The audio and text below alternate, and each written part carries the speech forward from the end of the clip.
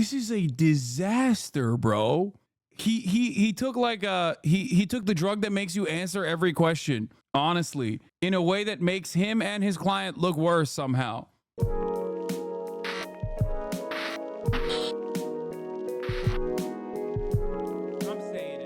Todd, thank you for being here. Why do you think the jury found Donald Trump guilty on all counts? I mean, well, I don't know. As my lawyer, dog, I'm going to jail. That's my lawyer, dog. I don't know. Strong start, Todd. Strong start, Todd. The jury. Let's run it Todd, back. Todd, Let's thank run you it for back. being here. Why do you think the jury found Donald Trump guilty on all counts? I mean, well, I don't know. I mean, it's a good question. I think Is it, Todd? Is that a good question, Todd? Todd, you suck, dog. 34? Bro, you had a perfect defeat. That's crazy, man. You had a perfect defeat. He's out here doing impossible things. 0 for 34, dude. That's crazy. That's crazy. I want to do more the basketball analogies. You know what I mean? It's just like, you got swept, son. You got swept. What happened? understanding why a jury reaches a verdict is something that every single trial lawyer in the country would love to be able to answer honestly. Look, a lot goes into a jury verdict that doesn't even include what happened at the trial. You know, the decisions that are made before the trial, the decisions that the court makes and that the parties decide about what witnesses to call, what evidence to put in. You know, so I think that at the end of the day, it remains true that if the word of Michael Cohen was not accepted at all, then you could not have convicted. Bro, that shit was so stupid. Like, you have to do that, right? And I get it. For Donald Trump, he's not the best client because he's incredibly incompetent in doing crimes, because he's kind of failed upwards always, right? So he is, in many respects, one of the worst clients to try to get off, because like he's constantly going around pulling at Israel and being like, I did that shit. I love doing that shit. I'm going to do more of that shit. You know, f you. Also, the judge is anti-Semitic. Okay. If this is the Israel analogy, you know, he's just doing that all the time. He's like, no, I did that shit and I love doing it. Suck my dick. So it's hard. It's hard to defend Donald Trump. Having said that, okay, this is like the guy that's testifying already served a sentence for the crimes that he was directed to do by the guy who's being prosecuted in this situation. So your client, like, you can't just be like, how are you going to trust this guy? I mean, he's a liar. He's a perjurer. He lies all the time. Excuse me. It's like, yeah, bro, that's what happens when you're doing criminal conspiracy. Okay. And I made an analogy earlier before, like last week, where it's like, if you have a mob boss sitting at a trial and you have a hitman that is already serving a prison sentence, you can't just turn around and be like, Your Honor, how can you trust this guy? He kills people. It's like, yeah, for him, for your client. He's killing people for you, for your mans. Of course. Wow, how can this guy be considered credible? I mean, he's killed people. Oh, man. That's the whole point, dude. That's why your client is currently being prosecuted. Like, what are we talking about? President Trump and the jury convicted. So at the end of the day, they looked past what we thought were Chapo take. Yeah, dude. I have this take for a couple months now. Suck my dick, Chapo tank. I didn't watch the latest episode yet. were fatal flaws in Mr. Cohen's story and his past, and they reached a guilty verdict. Right, but it wasn't just the word of Michael Cohen. I mean, there was other evidence in this case, the documents. They wanted to rehear David Pecker's testimony. I mean, they took all of that into consideration. Sure. No, look, of course the jury will take everything into consideration. They were very serious. Look, this jury showed up on time every day. They were very focused on the evidence and on the... I understand being cynical about Trump actually going to prison, but didn't Cohen go to prison for literally the same shit? What legal reasoning would the judge have for not giving Trump prison time? Because it's Trump. He's a former president. All of the things that I just described to you are the reasons why it would be so nutty It would be insane. It would be awesome, but that would be crazy for him to actually get a jail sentence for it.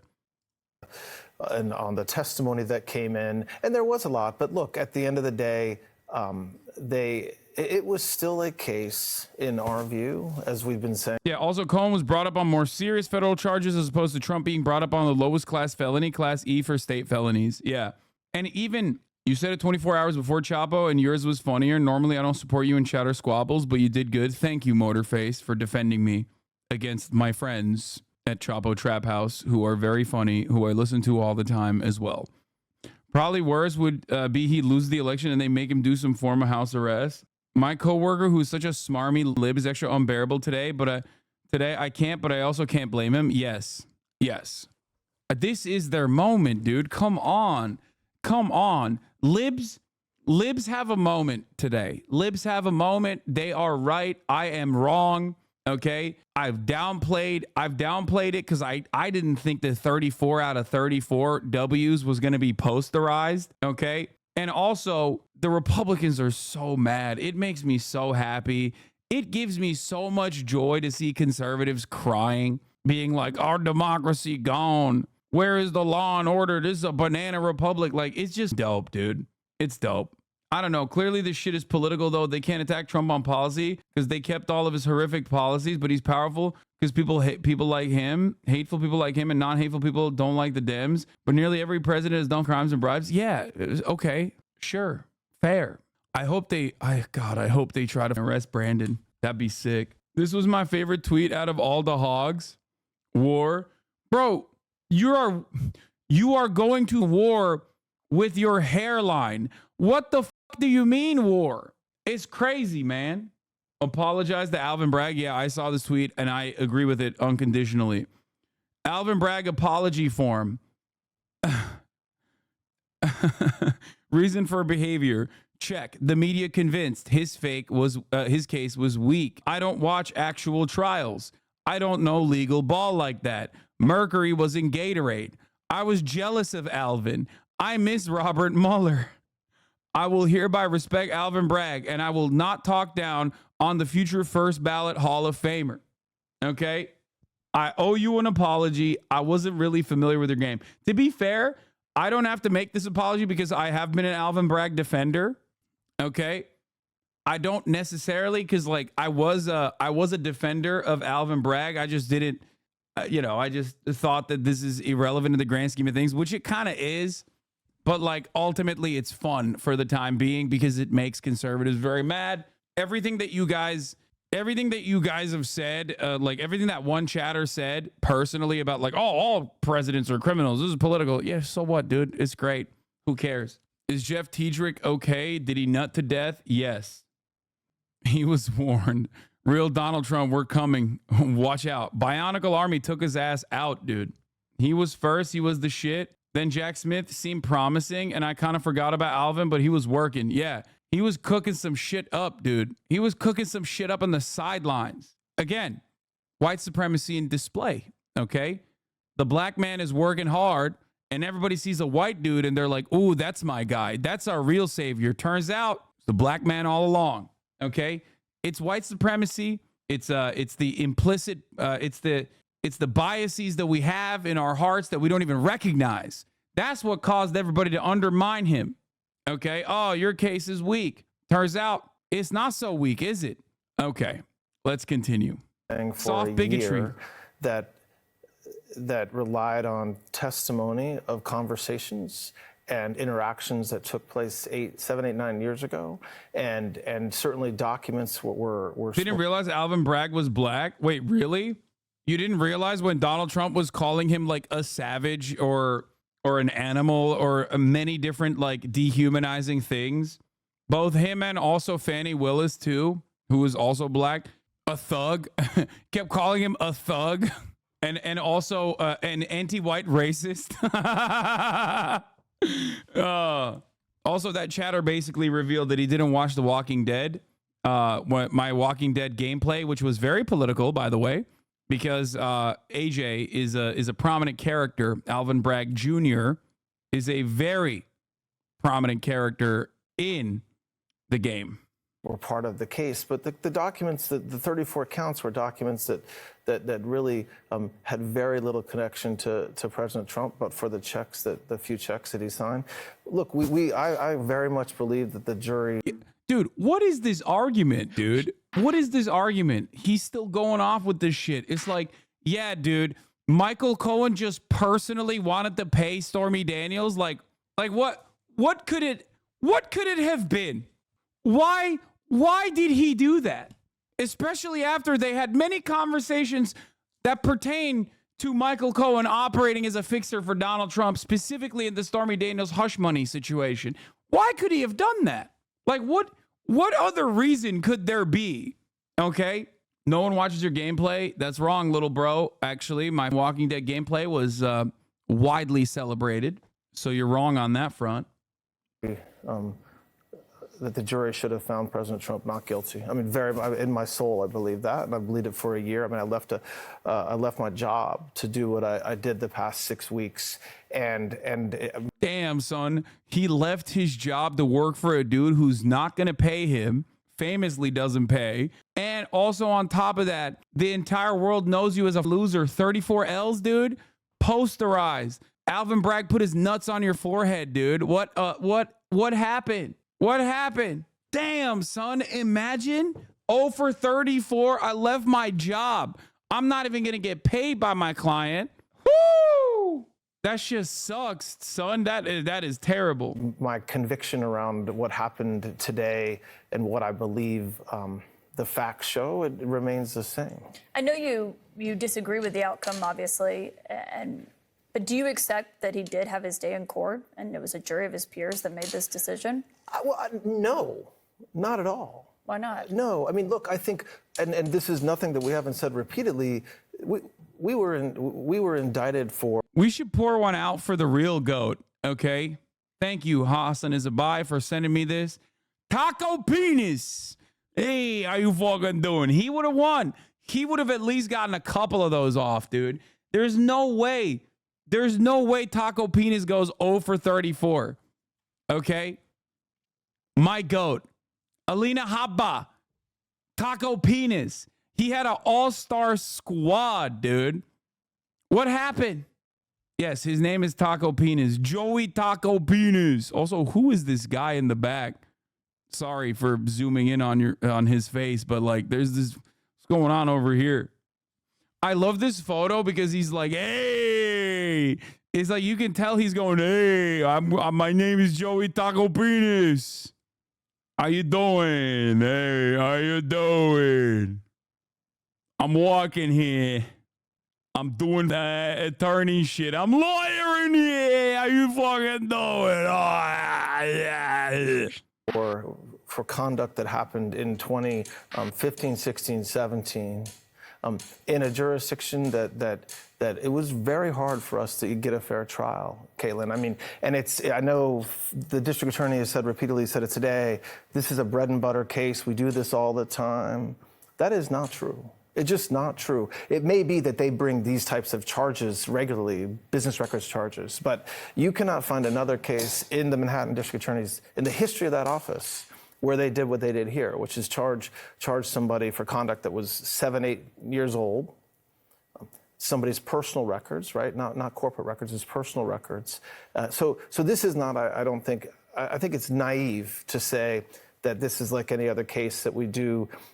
What we did in this case is what we do all the time. No. And maybe it's okay. I mean, they think it's okay they did it. Well, because I think the response to that would be, well, it's also not every day that someone running for president reimburses his attorney who paid off a woman to keep her silent. And, you know, when you say about getting a fair jury, this is where Donald Trump, I mean, you know New York well. This is where Donald Trump chose to have his businesses and spent decades of his life until just recently. I mean, that's why the case was here. I think some people would say, well, that's ridiculous that a jury couldn't put their beliefs aside. You just talked about how hard they worked in this case. Don't you think that they put their political beliefs or biases or stereotypes aside to make a fair decision here? I don't know what they did or didn't do, but listen, Caitlin, it matters, right? Like when 100, we did it in groups of about 100 when we picked that jury.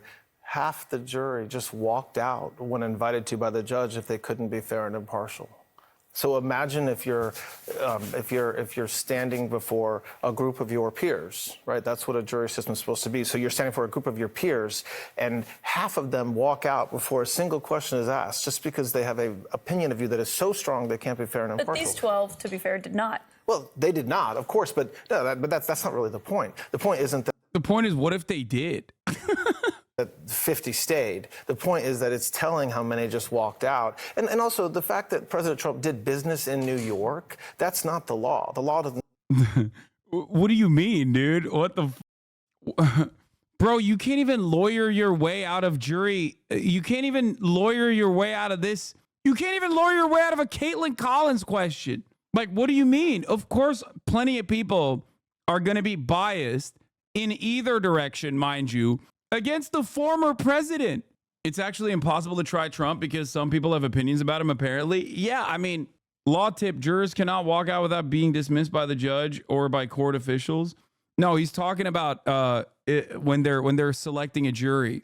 He's saying, like, it's shocking how many people had a strong enough opinion that they would not be able to accurately deliberate without their biases. You're not understanding what he's saying. He's basically saying we live in a society. Yeah. And say, well, tough luck. If that's where you do business, then that's where you're going to be tried. He built his business here and he resided here. And I guess if you think, if you talked about the testimony and when this happened, well, why didn't the cross-examination of these witnesses or what you put forward, your defense, why didn't that work? Why did it still lead to this outcome? Well, that's a great question. If you know the answer to that, tell me. I mean, look, I think that at the end of the day, I do think it comes to something that we help me out here, Caitlin. I'm starving. I'm sinking over here. Help me out. You got an answer? Talk about a lot of times in our profession where there's a bias that you have that you can't get past. I mean, you say that this is where he built his business. That's true. Every single person on that jury knew Donald Trump, either as president, as candidate, from The Apprentice. And so I don't accept that this was a fair fair place to try. Is that what you're going to? What's your main argument going to be in your appeal? Look, I think there were a lot. That is certainly an argument. I think the timing of this trial was really unfair to President Trump. There was so much publicity around the witnesses and around leading up to the trial that our system of justice isn't supposed to be a system where every person that walks in the courtroom knows about the case. I mean, and it sounds like it's one of those cases where you can't avoid it. I mean, no matter what jurisdiction he's tried in, the law everyone doesn't knows say Donald Trump. The law doesn't say, but if you can't avoid it, tough luck, right? That's not what the law says. The law says that a person is entitled to a fair trial in front of a jury of their peers. And we just think that because of everything around the lead up to this trial, it made it very difficult for the jury to evaluate the evidence kind of independent of what they knew coming in. And we knew that, and that's not something that we've been screaming that from the rooftops. Well, let's talk about, you said a few of your arguments on the appeal. When do you plan to file your appeal? Well, there's a lot of, look, this is one step in the process, right? So we have motions due in a couple weeks in front of Judge Merchan, which we're going to vigorously fight and restate a lot of what I'm saying to you tonight, and other things that happened during the trial that we think just made the trial unfair, including the testimony of Ms. Daniels. If that is not successful, then as soon as we can appeal, we will. And the process in New York is there's a sentencing, and then we appeal from there. District Attorney Bragg tonight did not directly say whether or not they are going to seek jail time for Donald Trump. Do you expect that he will? I have no idea. Look, there's a system in place that where you rely on precedent, and somebody like President Trump should never. I do think this is unfair on Trump. Okay, dude, just like it's unfair at the top of the hour for those who are unsubscribed, right? That's what you're going to say. Come on. I'm not even going to look to see if you're actually trying to bait. I'm just going to hope that you're trying to bait, okay? Stop it. What is this? Hasi, you look so good in the group photo. Come on, man. Oh, yeah. Get better bait, okay? Clearly photoshopped. You made my head look large on that. All right. I think it's very hard to be in neutral because he used to be the president and people will benefit or damage from his policy at all. Okay, guys, there's no way to ever criminally convict or charge a president then. Like, there's just no way to do that. You can't, we might as well just say, you know, sorry, former presidents are basically God kings. Like, you are going to still have to achieve some level of impartiality, which I suspect that's the reason why they have lawyers that specifically go through hundreds of jurors in the jury process, in the jury selection process. Okay? Like, it's ridiculous. Oh, well, sorry, we just can't do that. We just cannot do that no matter what. They're God kings. Your drip yesterday was really good.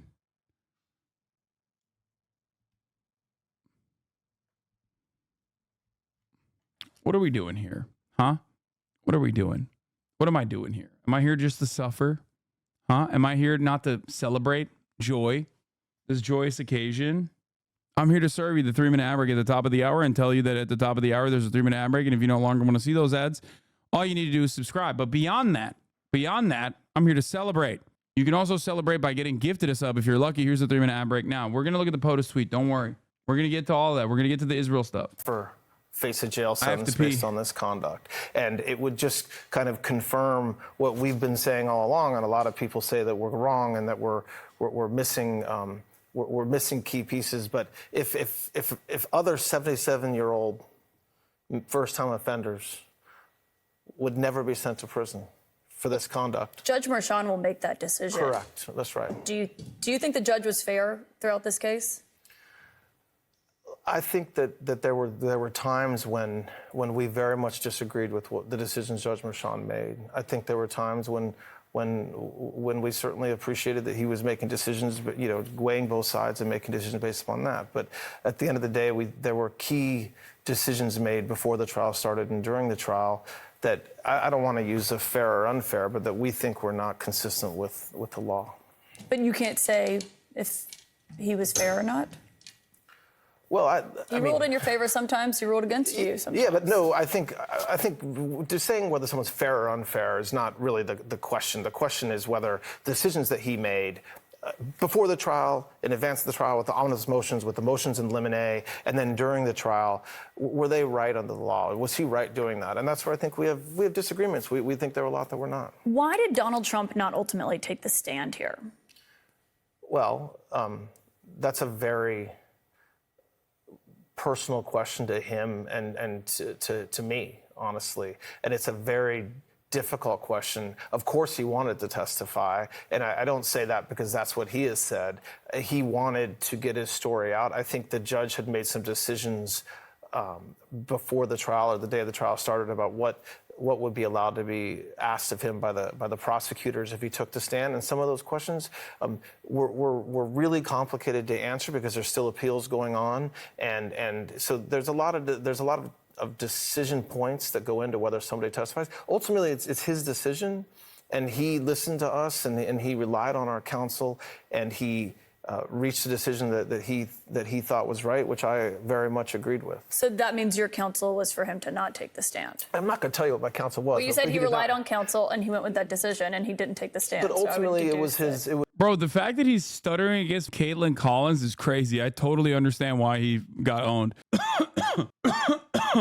Actually, like it almost feels like Donald Trump could make a genuine appeal here and be like, my lawyer was against me this whole time. He did not do an adequate defense. It was his decision. And I never say, and I think colleagues and folks that you have on here hopefully agree with me, I never say to somebody, don't take the stand, right? That's their decision, and that's a decision that they have to make. But I want them to have they want them to know what will happen on the good and the bad if they do take the stand. So no regrets on him not taking the stand? Look, the verdict came down a couple hours ago. I don't know if I have any regrets about anything yet. I'm still thinking things through, and I think so is he, and so are everybody else around him. But at this point, I don't think that there was a conviction because he did not take the stand. When he was leaving, one thing he brought up were the witnesses who were not called. And he was saying that there could have been witnesses. Dude, this is unimaginably bad. This is unimaginably bad. I'm seeing why they lost so hard, dude. God damn. If I'm this bad on camera, if I'm this nervous, I wouldn't just go on CNN, which is hostile territory to begin with. If I'm Trump, I'm not paying his ass anyway. You know what I mean? I already have a long track record of not paying people. Yo, is Trump actually broke? Who's this jabroni ass pansy lawyer? One, he is actually broke, but this is irrelevant to the point of contention here. The reason why he has this jabroni ass lawyer is because he has literally gone through half the lawyers in New York. That's why I joked about it previously, where it's like first of all, you know your shit's fucked up when your lawyer is a Catholic, okay? Joey Taco Penis. Like you're out here hiring Italian lawyers, like you're that means you literally went through every other lawyer. And he even went through Joey Taco Penis too and arrived at this guy. That would have helped make the case. We never saw Keith Schiller, Alan Weisselberg, some key figures here who got brought up a lot. Why didn't the defense call any of these witnesses? Well, because we happen to live in America and we don't have the burden of proof. And so there's not, that's not the point. That's a question that is a loaded question that should not be asked of a defense attorney or a defendant. The question that we asked the jury, and they ultimately obviously got passed, is why the prosecution didn't call those witnesses, right? You, as a defense attorney, you don't go into a case saying, I'm going to fill the holes of the prosecution, right? And Keith Schiller and some of the other witnesses that were not ultimately called. Is the shit Joe just posted on Twitter News, or is he just saying some bullshit?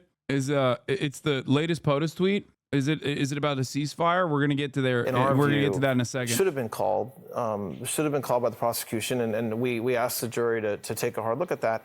I don't know whether they did or not, but they convicted. Todd Blanche, I have a few more questions for you. If you'll stick around, we're going to take a quick commercial break, and we'll be right back. Much more with Donald Trump's lead attorney in a moment. The presumptive Republican nominee, now a convicted felon, guilty on all 34 counts today in his unprecedented hush money trial. Bro, convicted felon Trump goes kind of hard. Like, convicted felon president goes hard, dude. It does. God, America is in a state of such disrepair. It's awesome. It's cool. It YOLO. We're just having fun with it at this point. Empire collapsing, and honestly, you just got to have fun with it. Here in New York, his lead attorney Todd Blanche back here with me. Can we just talk about what it was like in the room today? Because our reporters, everyone kind of thought, reporters included, that no verdict was going to be reached. The judge himself seemed to think that. He went to go get the jury, and then he came back with a verdict note in hand. I mean, you and Trump had been sitting there talking, laughing, and then obviously realized a verdict was coming. You were obviously surprised?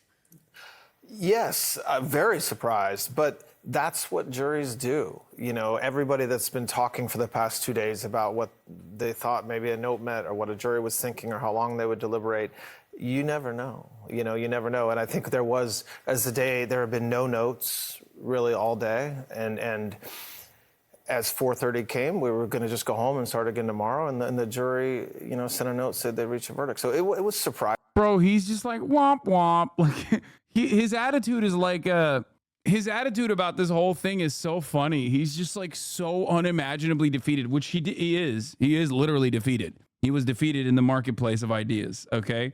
His ass was defeated in the court, obviously. But like, have some composure, big dog. What the hell are we doing here? It's crazy. Surprising, but it wasn't surprising like, oh my gosh, I'm shocked. We had been prepared. But were you prepared for a guilty verdict? Trump seemed to be telling people, from what I heard, he thought it was going to be a hung jury.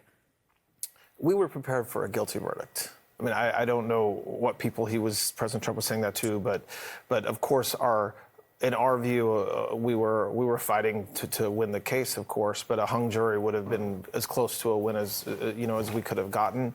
But we were prepared for a conviction. I think that was expected.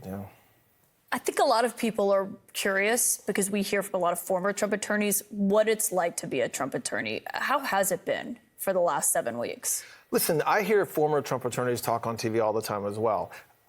I have found the last 7 weeks to be I don't want to use cliches, but it's been everything that I would expect and want out of of a client, out of someone who has really putting their life in your hands.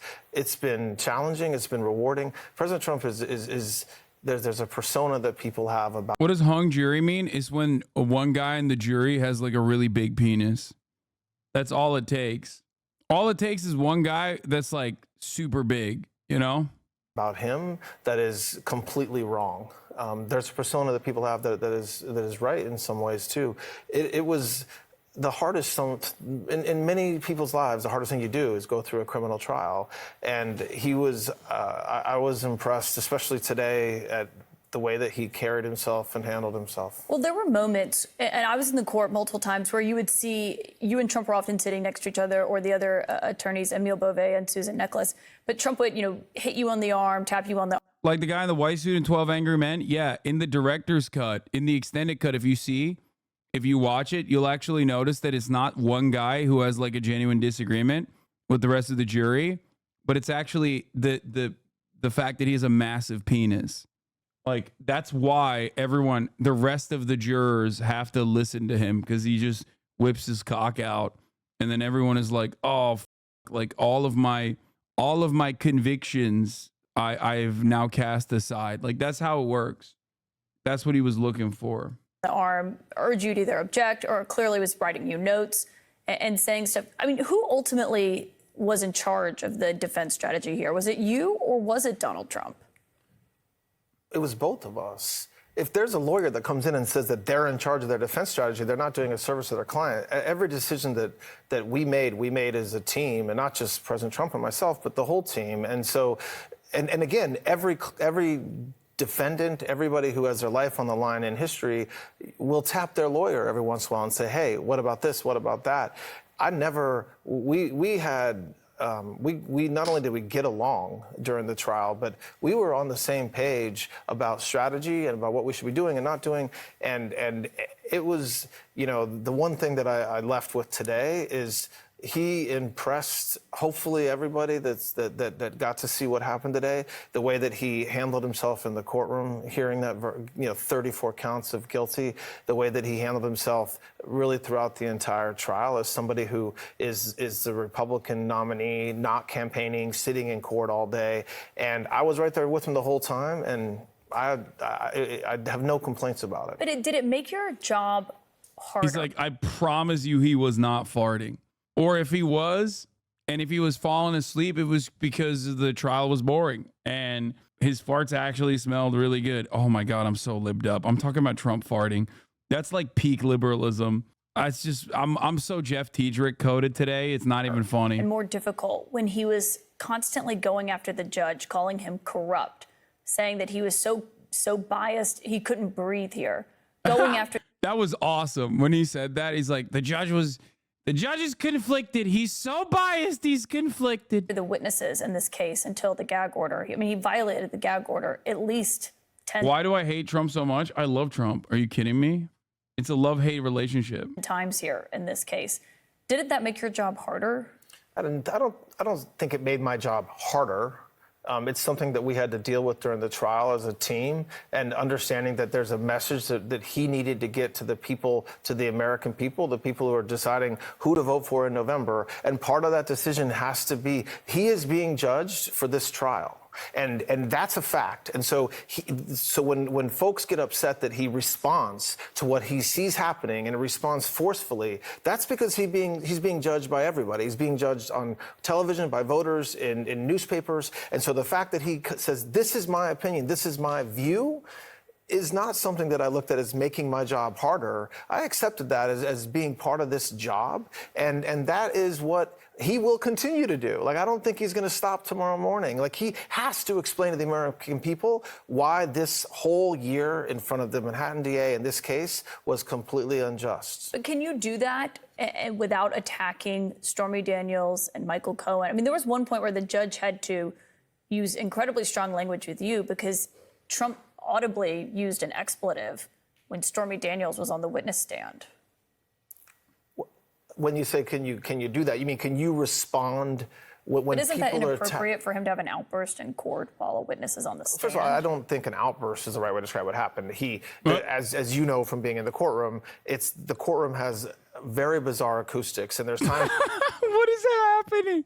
It's the acoustics of the courtroom that made it seem like it, dude. He was actually super calm and collected. You can't hear a thing, and there's times when voice carries, and I don't. It was absolutely not an outburst. The witness heard it. Stormy Daniels heard it. I have no idea if that's true. Her attorney told us that. Okay, well, I that's the first that I'm hearing that, and I don't know that that is true or false, but it was not an outburst. It was a reaction to, again, it's easy to sit here and throw stones and say, well, how come he said this? How come he said that? Why don't you go on trial for something that happened, I don't mean this you, I'm saying rhetorically you, for something that happened nearly 20 years ago, when you hear somebody saying something that you believe is demonstrably false, and you can't do anything about it, and you know there is a reaction that folks agree with or disagree with. President Trump, in my view, behaved in a way that I thought was exemplary for a defendant facing what he was facing in that environment, in that courtroom for the past 5 weeks. I mean, you didn't think it was inappropriate when he came out and would rail against Judge Merchan and go after his daughter and other witnesses in this case? He did not go after the judge's daughter after he was gagged. After he was gagged? Okay. What about before he was gagged? God damn, dude. God damn. This is why I'm saying it's like kind of hard to be Trump's lawyer. This is why it's hard to be his lawyer, because he's like constantly going, I did that shit. Also, the judge sucks. Also, we should probably maybe kill the judge's family. That's like, you can't do that. It's like Trump and Alex Jones. Chad is cooked. Why? At all. And by the way, the defense went after the judge's daughter. He was a registered Dem until 2023. He quit his job to start his own law firm and represent Trump. Oh my Lord. In public filings. So you want me to say that it was inappropriate for President Trump to do something that I believed under the law required to be brought to the judge's attention? Well, attacking her on his, obviously he has a massive following. Making a point in a court filing is different than making a point on Truth Social. What's the point of a gag order? The judge does nothing when it's violated. I mean, dude, what is he going to do? Put Trump in contempt of court? I feel like that would literally break shit. Also, Trump, for the most part, did at the very least follow the guidelines of the gag order to a certain degree, because once the gag order was initiated, Trump was held in contempt for violating the gag order, by the way. Wait, he didn't go to jail, though. They fined him. But the thing is, he, the gag order, I think, if I'm not mistaken, the gag order had boundaries that were set. He was fined 10 times, actually. The gag order had boundaries that were set that limited what he could say, specifically about the judge's family, specifically about the jurors, specifically about all the other witnesses, including Michael Cohen. But beyond that, I think he said it's fair play to what? Also, at the quarter of the hour, there's a 3-minute ad break. Wait, what? I already ran the ad break. What are you talking about? The fuck? The judge can take his contempt of court violations into account during sentencing. 34 felony convictions. Stop whining about the process. Yeah, it's entirely possible that his lawyer is a chatter doing this for clout. Why? Is Trump going to be a prison abolitionist now? Yeah. Our prison's obsolete, folks. Many people are saying this.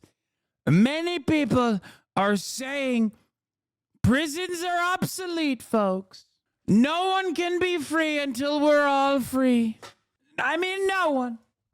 I mean, I guess I question that. So the idea is that as a attorney, I'm allowed to make motions, put arguments in front of the judge. But if my client makes those same arguments to the people who are going to decide whether he should be president of the United States, somehow it's okay for me to do it, but he can't. I don't it's accept different that. venues. I think there's Sure, a place to make your argument, and doing it on Truth Social, attacking a private citizen. But Nobody on reads this front, the papers, right? That's the problem, right? So it's easy to say, okay, defense attorney, you can file those papers, and there's you're an nothing wrong attorney. with I that. mean, you read those filings. We read those filings. Obviously, we talk about those filings. But on this overall, I mean, you are relatively new to the Trump team.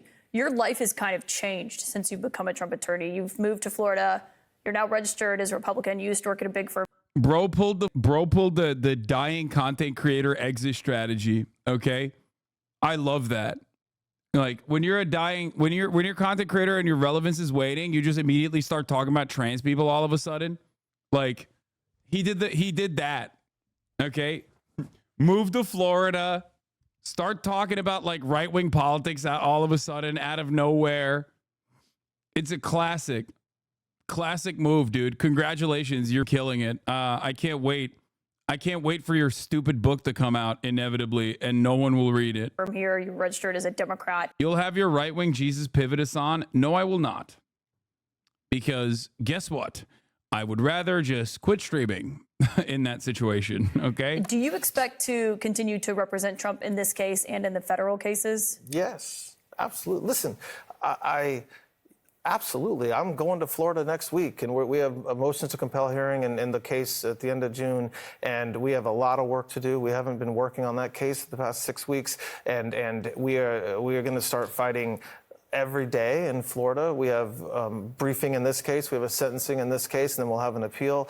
I have, putting aside changing my life, I think President Trump has put faith in me and my team, and there's a lot of great people that I work with. And as long as he has that faith, we're going to keep on doing what we're doing. One thing about the Trump attorneys that we sometimes hear is whether or not they were paid after. It's always a point of contention. Obviously, Michael Cohen talked about it. Has that ever been an issue for you since you've represented him? No, and I don't know what Trump attorneys, I mean, I know that it's a fun folklore to talk about that Trump attorneys don't get paid and whatnot, but I don't know who that applies to, but of course, President Trump pays his bills, and I am getting paid, and if my mom's listening, I'm getting paid, but that's not, I'm not.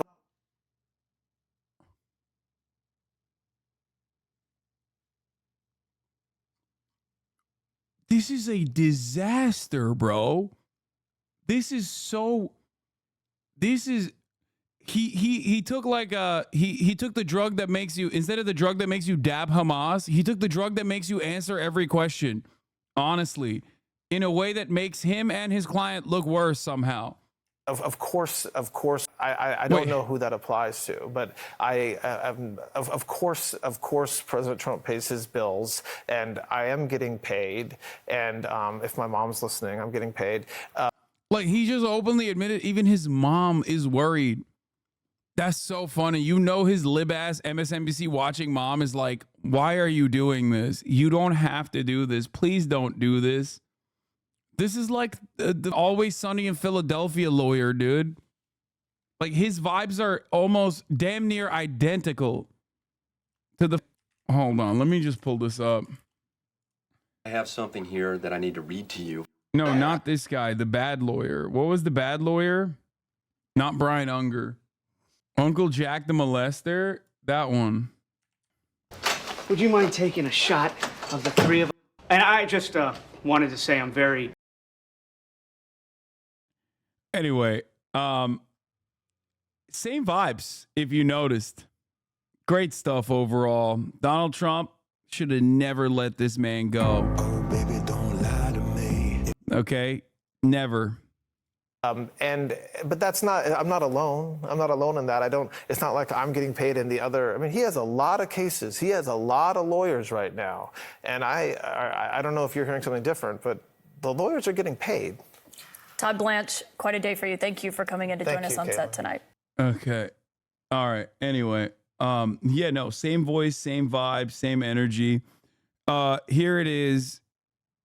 Trump voice. They're calling it prison abolition, folks. Complex. Prison industrial complex, they're calling it. Very disgusting. Very sad. I'm the first person to say perhaps that none of us are free until all of us are free. And you'll be hearing it more and more.